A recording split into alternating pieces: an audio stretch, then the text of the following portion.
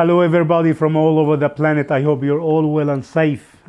And here comes my new video I just created to talk about the ancient Egyptians and their connection to the universal energy and the other invisible dimensions, which made them having that amazing knowledge and the spiritual powers, which made them building these great pyramids, temples and tombs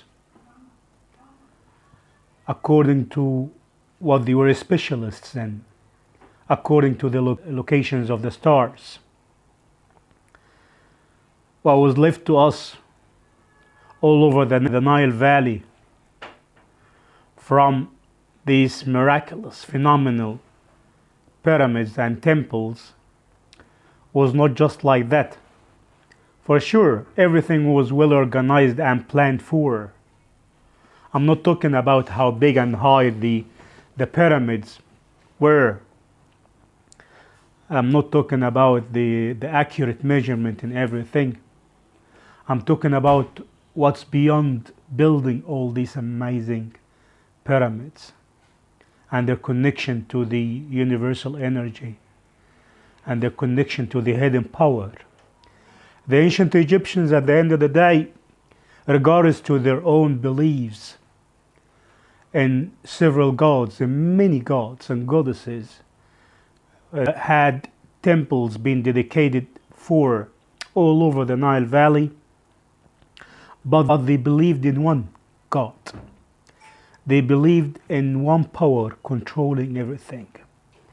They believed in a hidden power controls the whole universe, moving everything, reflecting the energy from up there and reflecting the energy from the stars and the sun. Regardless to the change happened from like proper religion or a religion or a belief in one God to be several deities and even trinities and whatever the myth and the mythology in general, but it's all about what they believed in, and their mythology is a great evidence about this. When you notice and when you know that the big similarity between the different characters in the ancient Egyptian mythology and the very famous stories, as an example, the creation myth or the beginning of the universe for them, and what exists in the holy books. But at the end of the day, it's all about what they believed in from this spiritual power. And nothing was random, as I keep saying. Building these temples, it was not only about like dedicating these temples for whoever the god was, Ra or Betah, or whoever the god was, or the goddess, Sekhmet, or whoever. And sure, for the rituals they believed in, and definitely for the rituals and the feasts and the annual basis feasts and whatever. But there was another reason for building them, especially the pyramids. And that's very obvious from their own amazing knowledge of magic and their own amazing connection, knowledge in the stars' location. And it's very well known that they build the pyramids according to the locations of the stars. And the shape of the pyramid itself is a great example till now, and it is very well known in science even. That gives that amazing energy. And this is what they were very concerned about. And it's all about the first destination, and the final destination will take them to sure eternity. The temples even which were built also according to the location of the sun. The greatest example is the one of Abu Simbel, according to the coronation day and the birthday of Ramesses II, the greatest pharaoh in the ancient Egyptian history, when they cut this temple in the heart of the rocks, and in the Holy of the Holies of that temple, imagine that one of the statues is a statue of Ramesses II located right there, and the sun penetrates the whole temple to illuminate the face of Ramesses II twice a year, in our days, in the 22nd of February and the 22nd of October. And this is something phenomenal. They know the locations of the stars, as I told, and they know the star signs. They know them very well, and they carve that in their own temples, like the temple of Dandara, for example, and their own tombs in Valley of the Kings. They know that there is a journey. The journey of the sky will take them to the afterlife, to the eternal life. And even they had their own magical spells.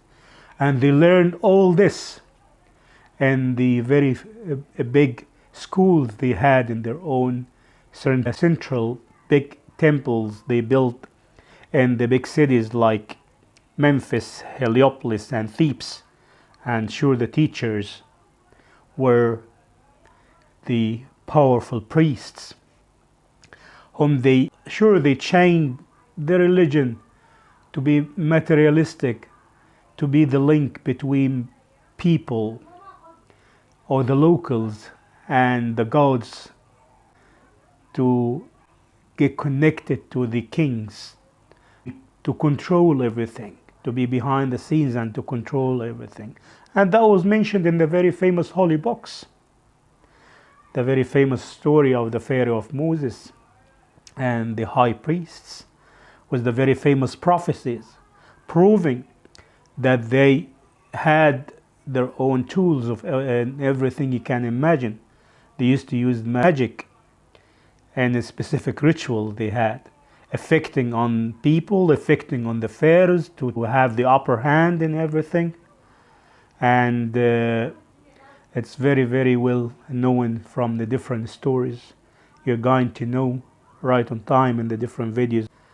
And sure, they were the link between the king and his father, or you can say between the pharaoh or between God, whoever the God was, and his son. His son was the pharaoh, because one of the titles of any pharaoh was the son of Ra, as an example. And to make themselves powerful, they always were that close to the pharaohs with their own magical amulets, spells, to make sure that they wouldn't lose their power with their own prophecies, and make the pharaoh as he is the son of God, and he will be a god in the afterlife, after the journey of the afterlife, after his death. And for the pharaoh to make sure that the throne will be his, like till his death moment, he was connected to them. There are loads of very famous stories about this. And again, the most famous story even is the Pharaoh of Moses himself, who was like connected to the priests, and the priests like where the people like told him or convinced him, or you can say that he is a god, not even the son of God. And he admitted that as he is the God, and no other God, no God but him as a God. The ancient Egyptian mythology in general is very rich of loads of things, but in general also the ancient Egyptian knowledge and the magical, the spiritual energy, spirituality was there in everything you can imagine. They believed and they had that great connection. And when they had this kind of myth existed in their very famous temples all over the Nile Valley, it was connected to the main source of everything, who was one God, as he is was the creator of everything.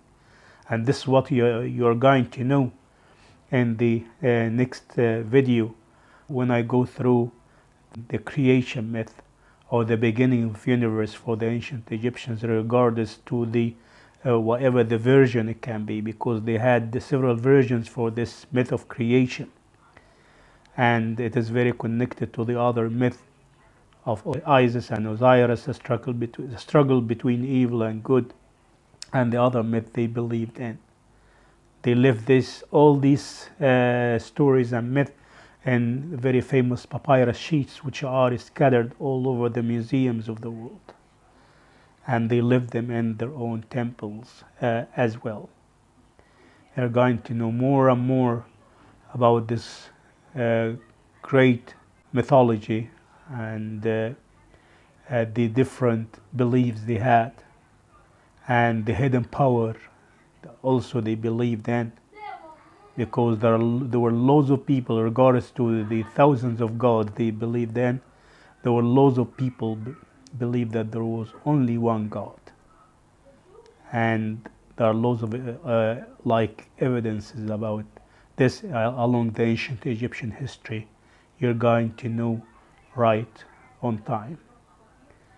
And the main myth regards to the change and the difference in versions is the one who created everything in 6 days, and on the 7th day he ascended on the throne of universe. You're going to know what they believed in from all these myths and the different videos and the coming videos I will create to you. So wish me luck, and I hope that you will like this video, and to encourage me to create more and more. Forgive me, I'm still nervous. It is just a beginning. I need your support, your encouragement to tell more and more, to reflect my humble knowledge to you. I will tell more and more in the coming videos right on time for sure. For encouragement, please don't forget to subscribe, like, and if you have any comments, please don't hesitate to leave your comments any time, or any suggestion. As I say, that will make me more advanced in the future, especially for you. I hope that you enjoyed the video. I hope that you will enjoy the coming videos, and see you in the next one, with love, peace, and happiness. Thank you.